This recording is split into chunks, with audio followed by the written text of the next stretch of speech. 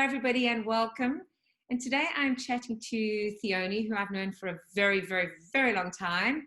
And she's going to be sharing with us what has been her biggest challenge, how she's overcome that, and how she uses that to help people in what she does today. Welcome. Thank you. Bless you, Bridget. I'm so excited to be here. So shall I just roll on? Please do. Yeah. Okay, so, gosh, I don't think I'm very unique in my challenges. I must be honest. The one thing that does stick out the most for me is failure. I had a real sense of my worst fears coming true quite a number of years ago. I remember being married and being afraid that I would fail as, a wife, or I'd fail as a mother. And then, of course, having my own business, and that really challenged me, because my biggest fear there was that I would fail at this business. And it went on for 17 years, so it couldn't have done too badly. In retrospect, now I understand. However, I had to close that business down after 17 years, and the failure just took me down this downward spiral, being out of integrity and owing people money and leaving staff. And, I'm sure they all went on, God bless them. But for me, it just took me down into a place of self-loathing. And that self-loathing was a horrible feeling. Not a nice place. And at the time, I couldn't, I couldn't really get it. Obviously, the experience, the understanding comes after the experience. And it took me a really long time to get out of the self-loathing. I became quite depressed and very tearful. I was also a single mom with 2 children going to school. There was quite a lot of heaviness on me in terms of coming from this place where financially things were great, and then dive bombing straight into a place where there was no financial security.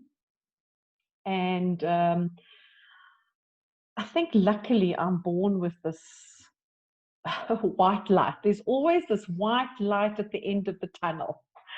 And I think that's, if I look back now, that's the thing that drove me, because also having 2 kids and being single, I didn't really have any other choice but just to keep going. And I manifested my dream job. I manifested my dream job by simply starting to journal and taking out pictures and placing them into this journal. And I would read it every day. It really made me feel good. So as stupid as stupid as other people might have thought it was at the time, it really worked for me. I felt good. It kind of made me feel good because it was a passion of mine. And I manifested the job. I actually got the job. And from there, I started asking the right questions. After I got over myself and my fear and my humiliation that goes with failure, and the no integrity, and how people see me, and I really didn't like myself much. So being able to manifest a dream job after that period of time was really one little notch up on my sense of achievement. I've now achieved a goal.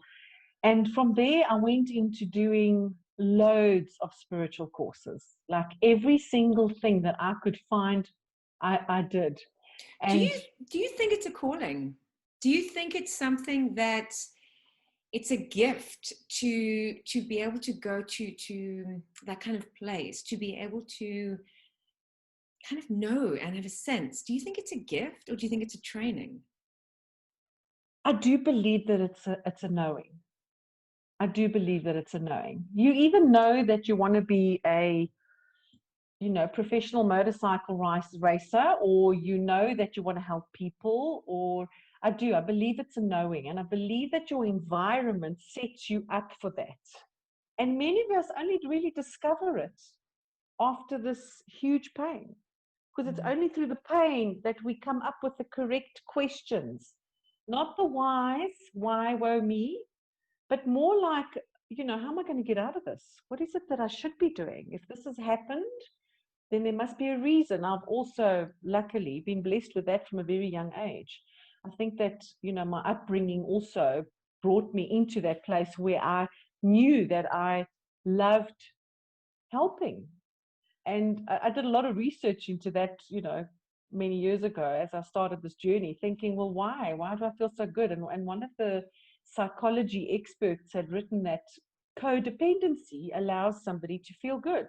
So if I'm doing something for you, then I feel good enough. And that's really, in my experience, the basis of every single human being on this planet. We all go down the same path. It's all about our worthiness. So do you find that if you do a reading for somebody and there's stuff that you pick up which I don't know, signify, I don't know if this kind of thing does come up or not, but signifies like something like a bad car accident or a fatality or a cancer which is terminal or something like that, would you tell the person? Is that something that you feel obligated to do, or would you kind of sugarcoat it, or would you say nothing? I definitely feel like I will sugarcoat it. I will bring the attention to something. So if it's like you need to get to the doctor, I see your health is deteriorating, or you need some help with a certain issue, I kind of judge it on that moment. If I feel that it's something that needs to be said, I say it. And thankfully, I have a lot of guidance. So my guidance is my guides, and it always manifests itself as this very deep feeling in my gut, and that'll tell me yes, no. So I have a knowing, my so-called gift, which we all gifted with in some way or another, and I've just practiced at it, which now I've honed into that gift, and now I know how to do this job. Has allowed me to get to the point where I know this is a yes, that's a no. Yes, go here. No, don't go here. And so many times people will say to me, do you remember you said to me this? And I really don't remember. I don't remember any of my readings, because I truly believe that they are channeled through the guides. They'll talk through me. Very, very seldom I will remember or recall anything about a reading. So I trust. That's all I do, is I just trust that Do what you the go for person, readings? yeah.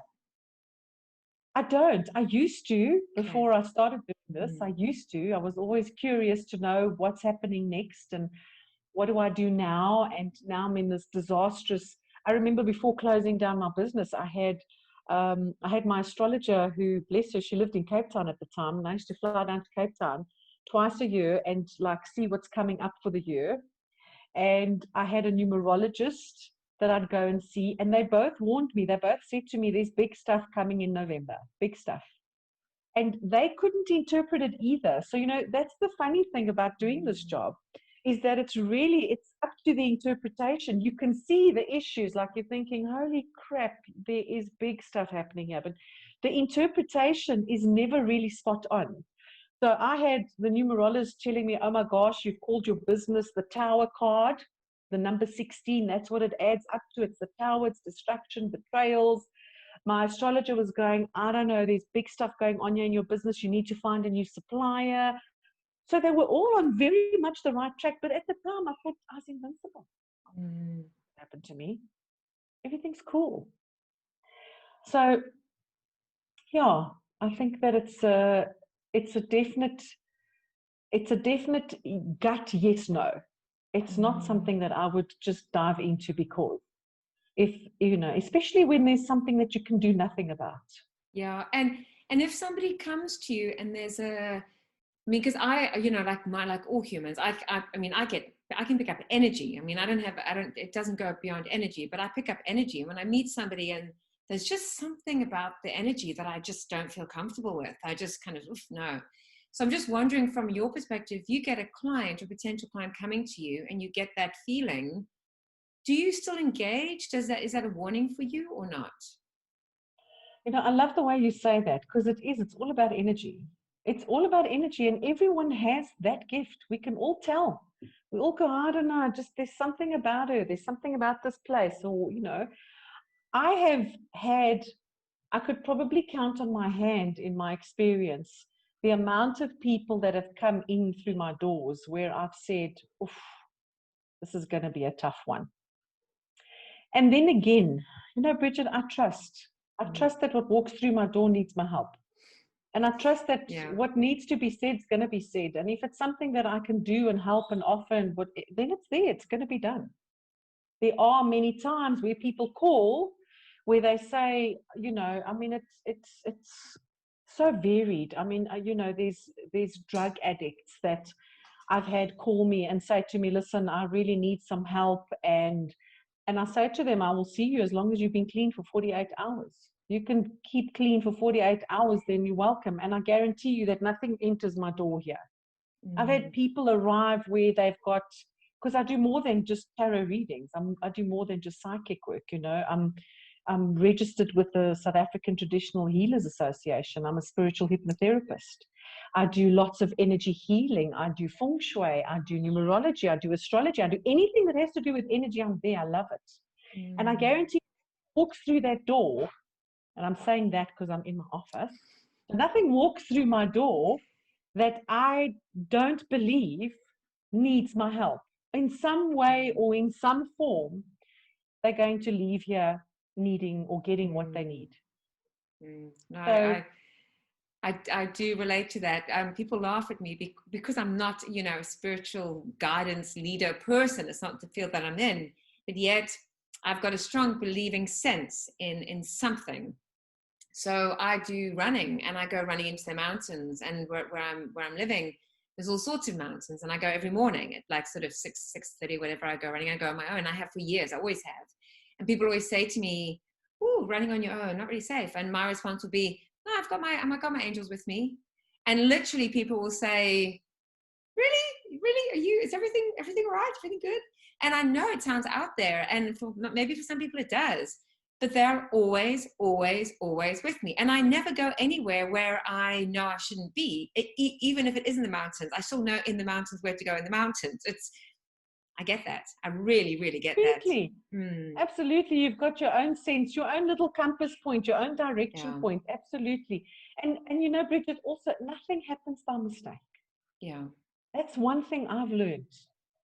I've learned that nothing happens by mistake. And it might be that, I don't know, something, hopefully not too terrible, but something happens that puts you in a place where you need to be looking at that part of you, or it puts you in a place where you meet somebody, or there's nothing happening by mistake. You're doing everything you're meant to be doing. And having your awareness with your angels is brilliant, because they will tell you, no, not Yes. here, not today.